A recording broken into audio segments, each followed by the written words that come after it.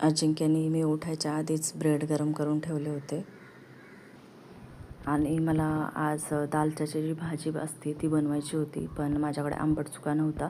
मग ज्या पालेभाज्या माझ्याकडे अवेलेबल होत्या त्या मी घेतल्या आणि डाळी आहेत त्या घेतल्यात. आंबट चुका आणि हरभऱ्याची डाळ हे मी नाही वापरलेलं माझ्या या भाजीमध्ये, बाकी सगळं मी वापरलं आहे आणि रेसिपी पण पूर्ण तुमच्याबरोबर शेअर केली आहे. तर बघा ती कशी बनवते ते.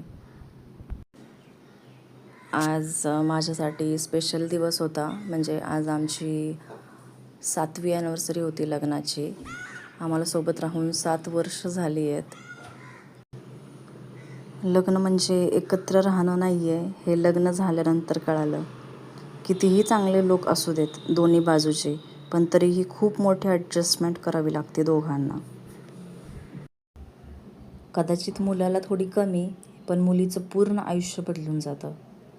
माझ्या आईवडिलांच्या छत्रछायेखाली असणारी मी अचानक परक्या लोकांच्या घरी जाऊन राहायला लागते.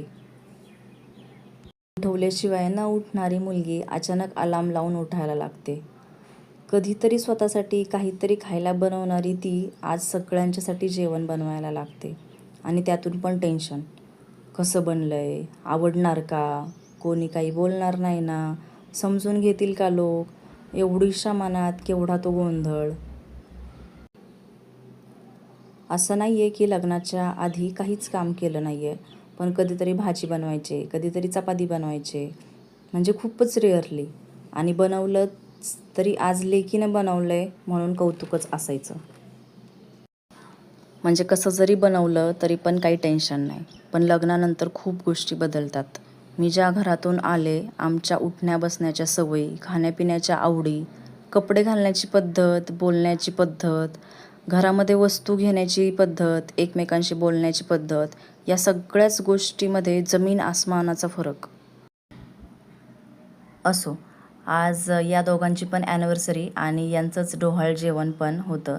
तर मग संध्याकाळी आम्ही आलो होतो इकडं. खूपच गोड कपल आहे हे.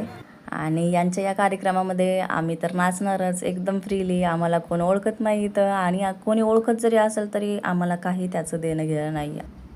असं मस्तपैकी पुरी भाजी कटलेट असं छानसं जेवण केलं रात्री.